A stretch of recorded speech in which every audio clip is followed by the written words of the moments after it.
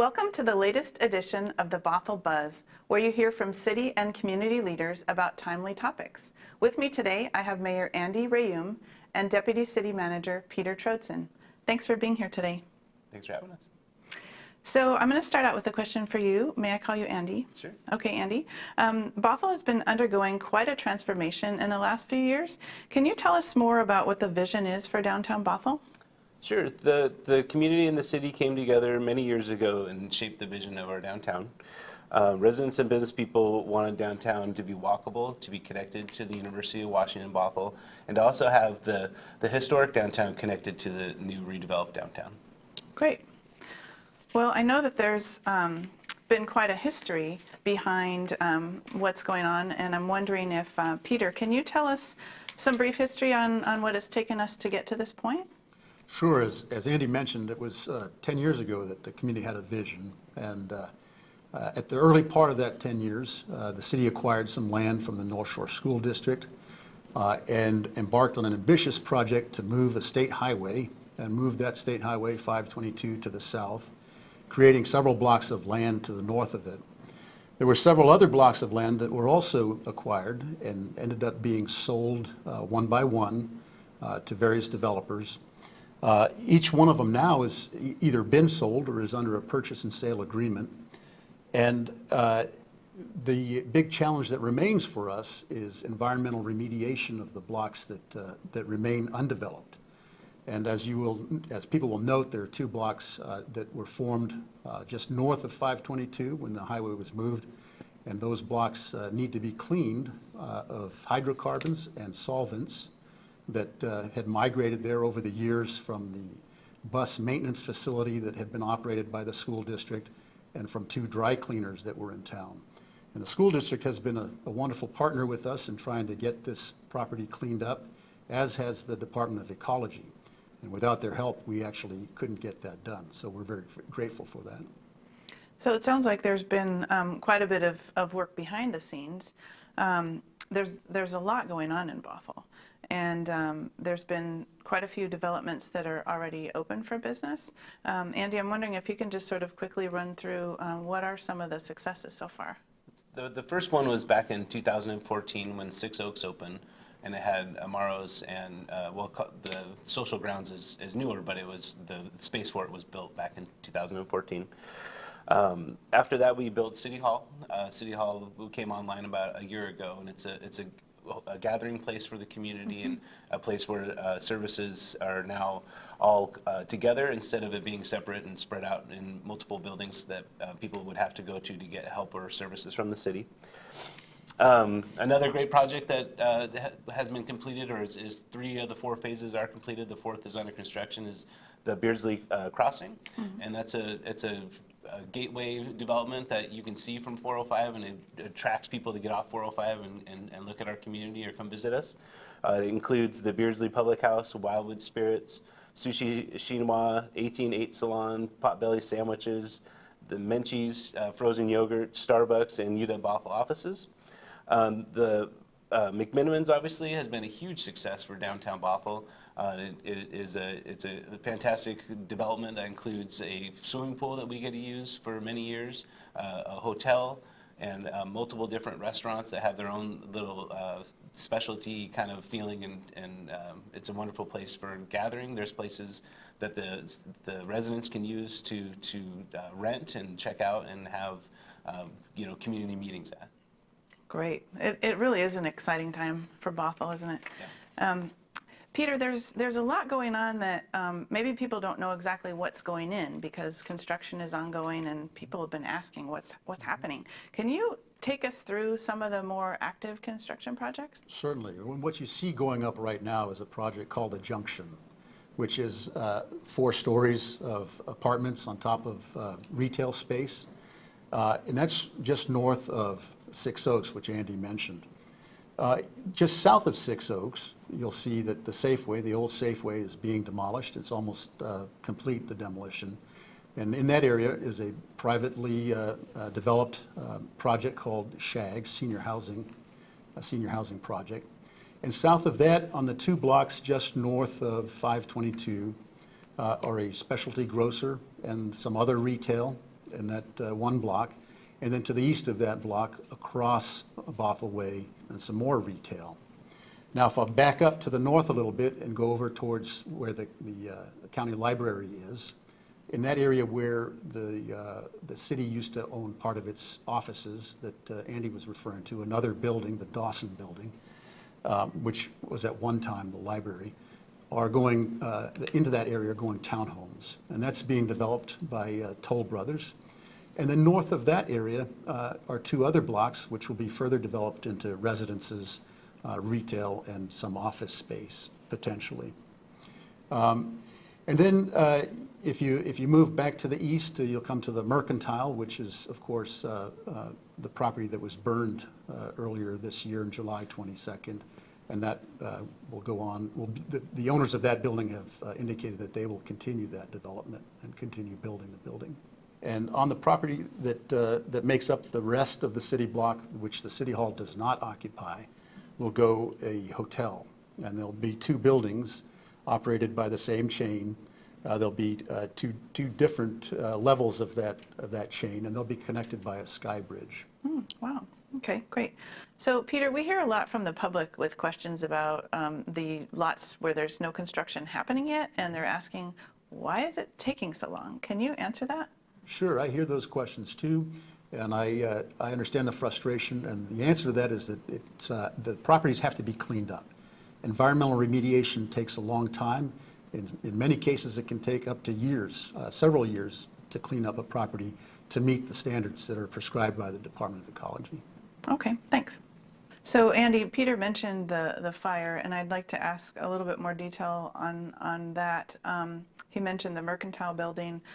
What does the city know about what's going to happen to the Bothell Mall? So we don't have a whole lot of information yet on what's going to replace the Bothell Mall. We do, the owners of the Bothell Mall did come in with their architects came in and tried to get information about what is allowed there per our code and our downtown revitalization plan. So we're hopeful that they will rebuild sometime soon, but we don't really have a timeline on when that'll occur. We do have a lot of the other buildings and properties that were damaged during the fire. They're rebuilding now, or at least fixing it, so it looks a lot better than it did throughout the last 6 months. Okay, great. So Peter, sort of a related question. I know that because of the fire, there was acceleration of a project called the Main Street Enhancement, and I'm wondering if you can tell us a little bit about how the city's able to move forward on that project. Sure. We received some very good news a couple weeks ago that the city had received a $4.7 million grant, which has really enabled us to accelerate the Main Street Enhancement project. That acceleration is important because of the damage that those businesses have suffered as a result of the fire. The project was planned before the fire happened, but the fact that that damage occurred just made it all the more important to make it happen quickly. So that project is scheduled to kick off in spring of next year. The planning, the design work has already been completed, and the construction will actually begin next spring. Okay, great. And Andy, maybe can you tell us a little bit about, there's so much construction going on right now, and one question I've heard from the public is whether there's going to be an overlap in the construction timeline between the Main Street Enhancement project and the project already underway, the Multi-Way Boulevard project. There will be some overlap. We do want to expedite that project, so we are going as fast as we can to try to get some redevelopment, or the redevelopment of the road to occur on Main Street as soon as possible because of the fire. It's important to point out, I think, that the governor, Jay Inslee, he did come to town and he did have a huge influence in helping us get the secured funding, the $4.7 million, to help the city of Bothell actually redevelop that project. Without that support, I don't know when that project actually would have occurred. So we're really looking forward to that project happening. It's going to be a pretty intense construction project, and because of the timeline, we're trying to do it as fast as we can. So that the impact to the businesses along Main Street is minimized. I mean, it's going to be intense while it's happening, but we're trying to do it in an expedited fashion, so it's not a long time before it's completed.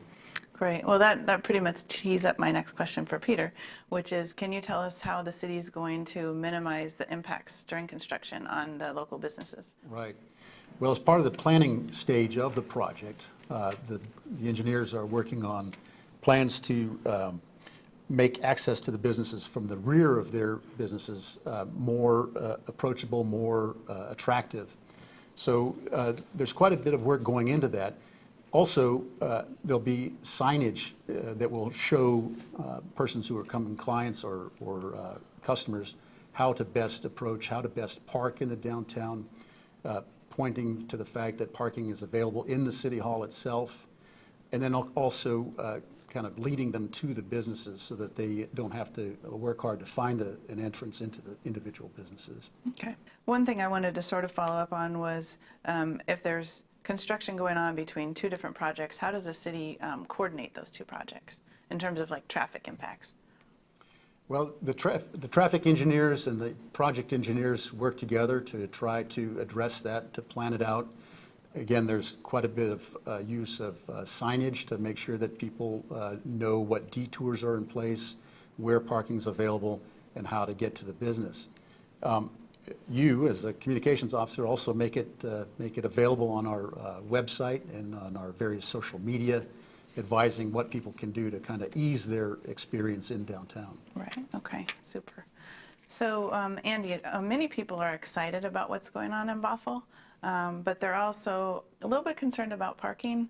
And I'm wondering if you can talk a little bit about what the city is doing about parking issues, both during construction and just sort of in general. So the city council has taken some steps with the code that requires development to build parking to make sure there's enough parking built with the development.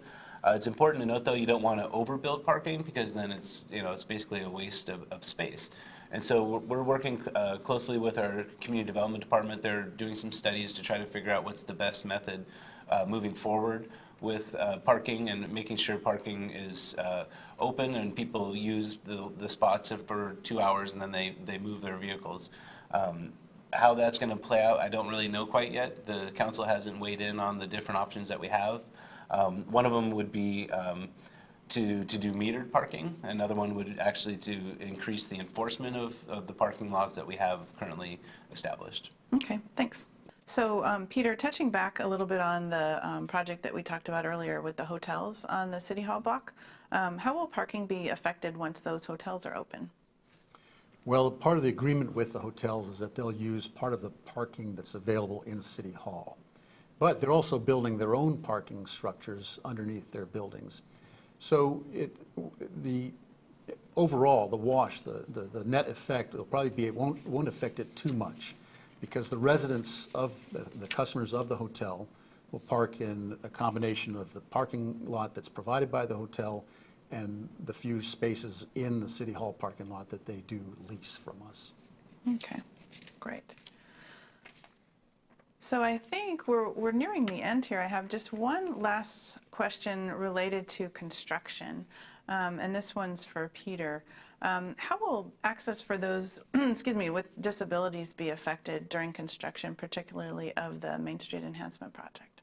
Right. Well, it's important to note that the project itself will be reconstructing Main Street so that it's compliant with the Americans with Disabilities Act. So it's an improvement for persons with disabilities. During the construction itself, of course, persons with disabilities will be inconvenienced just like everybody else will be inconvenienced. However, we'll try to make adjustments, make allowances for people to get into the businesses, as I mentioned earlier, and that will include people with disabilities. So the engineers will try to design that project as best they can. Okay, great. Well, this has been really interesting. There's a lot of exciting things going on in downtown Bothell, and thank you so much for sharing some more information with us. So again, thanks for your time, and join us next time on the Bothell Buzz.